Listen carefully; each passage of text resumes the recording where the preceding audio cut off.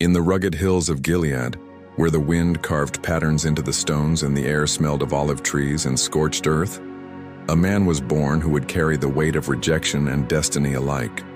His name was Jephthah, the son of a harlot, cast out by his own family and abandoned to the harsh realities of a land that demanded strength for survival. Yet, even in his exile, the Lord's hand moved mysteriously. The same man who was despised by his kin would one day rise to deliver Israel from a fierce enemy. Jephthah grew in the wilderness of Tob, a place of rough terrain and scattered villages, where life hardened the young and the strong thrived. There he became a leader among men who, like him, had known rejection, warriors and outcasts who had nowhere else to turn. These men followed him not merely because of his skill with the spear and sword, but because he offered them purpose and belonging. Together, they roamed the hills and valleys, hunting for sustenance, defending against marauders, and training their bodies and minds for the trials that the world had yet to send. The land of Israel at this time was fractured and weary. The people had been delivered from Egypt generations ago, and yet the cycle of sin and oppression persisted.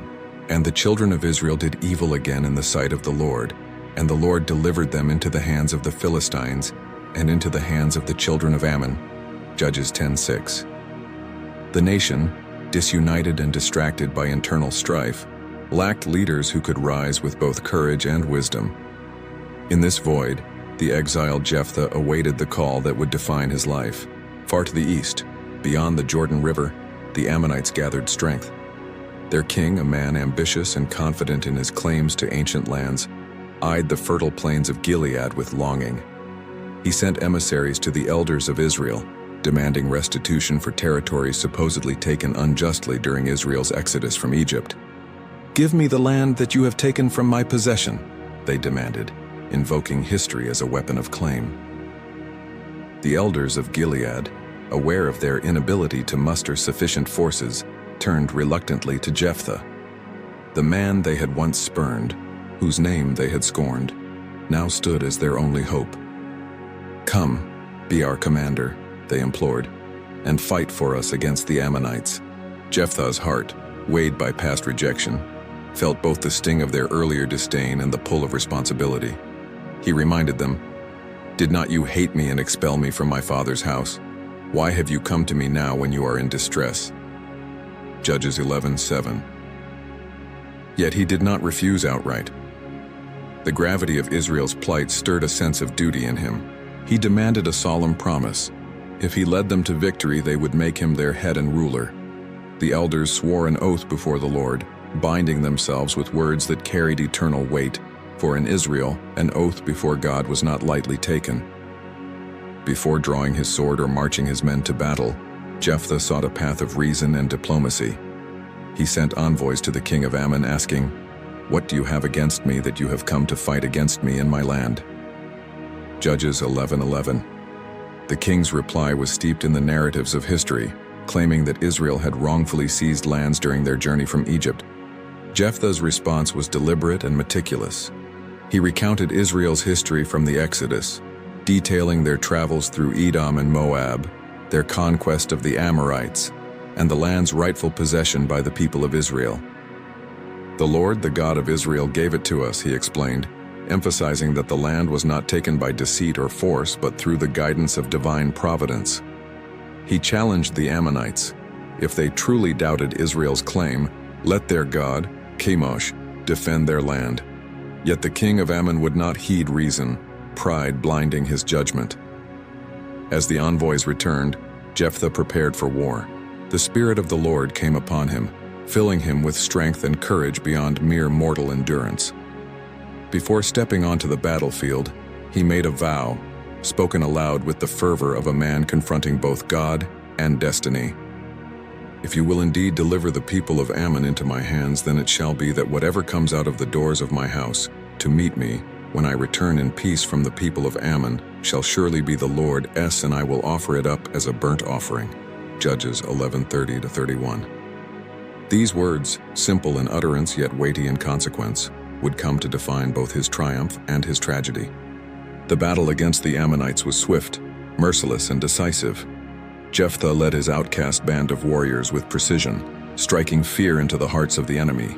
Cities fell one by one, from Aroer to Abel-Keramim, and the plains of Gilead were strewn with the remnants of the defeated Ammonite forces. 20 cities were taken and the land was subdued before Israel, fulfilling the promise that had summoned Jephthah from exile. Victory, however, carries a shadow as well as a crown. As Jephthah approached his home in Mizpah, anticipation swelled within him. But joy turned swiftly to sorrow when he saw his only daughter, his beloved child, coming out to greet him with dancing and timbrels. She was his sole heir, and now she would be the fulfillment of the vow he had made in the heat of desperation and devotion. He tore his clothes and lamented, "Alas, my daughter, you have brought me very low. You are among those who trouble me. For I have given my word to the Lord and I cannot go back on it." Judges 11:35. The clash of duty and love, of human desire and divine obligation, tore through the heart of the man who had saved Israel. With the weight of the vow pressing upon him, Jephthah's daughter displayed a courage and wisdom beyond her years. She looked upon her father with eyes that reflected both love and resignation, understanding the depth of his promise to the Lord. "My father," she said softly, "if you have given your word to the Lord, do to me according to what has gone out of your mouth, because the Lord has avenged you of your enemies, the Ammonites." Judges 11:36. Her voice, though gentle, carried the strength of faith and acceptance. She requested a period of 2 months, asking only to roam the hills with her companions and weep for the virginity she would never experience. Jephthah granted her wish, and together with her friends, she wandered the hills of Gilead, mourning the life that would not be. The hills echoed with the sorrowful lament of a young woman who faced fate with dignity, while the villages below whispered prayers for her and for the man who had led Israel to victory. During those 2 months, the people of Israel observed the profound grief and reverence of Jephthah's daughter. The land, already steeped in cycles of conflict and deliverance, bore witness to a private sorrow that mirrored the collective burden of a nation learning the weight of devotion and the cost of leadership. The very rocks and trees seemed to bend under the sorrow of a vow fulfilled, reminding all who watch that promises to the Lord are sacred and immutable.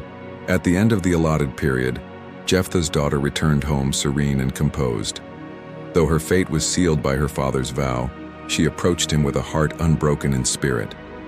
"Come, father," she said, "let the Lord's will be done."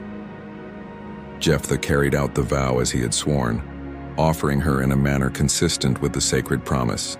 She had never known a man, and in this tragic fulfillment, the devotion of a father to both God and duty was laid bare. The sorrow of her sacrifice became more than a private grief. It became a symbol for Israel.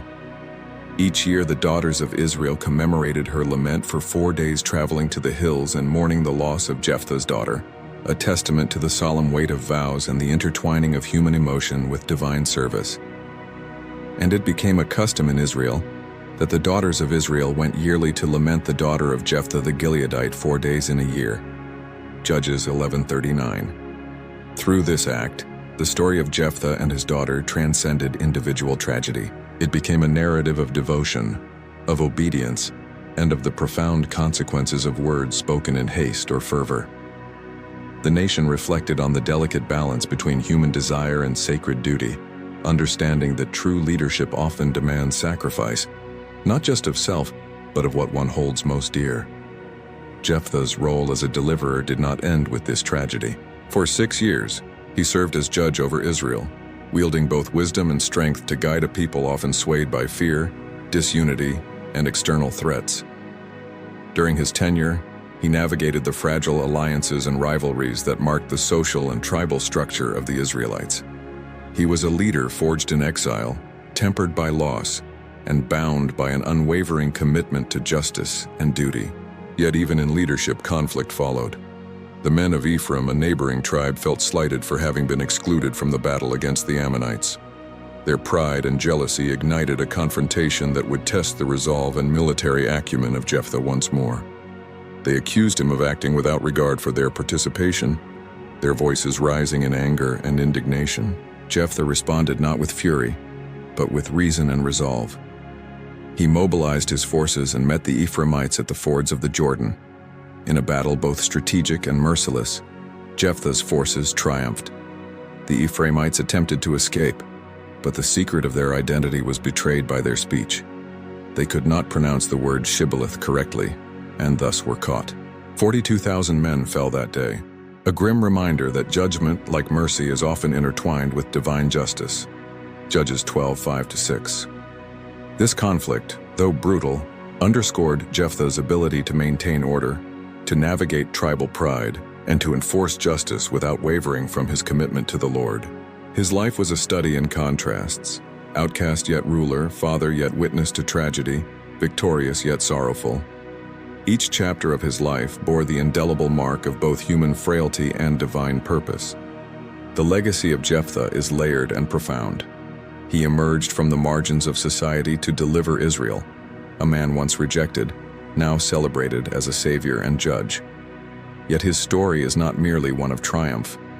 It is also a cautionary tale of the consequences of vows spoken in desperation and the intertwining of human passion with divine law. His life compels reflection on the burdens of leadership, the responsibilities of faith, and the unpredictable paths that arise from a single word or promise. As the sun set over Gilead, casting long shadows across the hills, the memory of Jephthah's deeds lingered. In every whispered wind and rustling leaf, the story of the outcast who became a deliverer was told. Poets and historians alike recorded his victories, his struggles, and the tragedy that defined his life. He was a man shaped by rejection, guided by divine purpose, and marked by the irreversible consequences of his words. The broader narrative of Israel in this period illustrates a recurring theme. The Lord raises those whom the world rejects, using them to fulfill purposes greater than individual ambition or societal expectation. Jephthah's life, intertwined with the cycles of sin and redemption that characterize the judges, exemplifies the complexity of human history and dialogue with divine providence. He stood as a testament to resilience, courage, and the inescapable weight of promises made before God.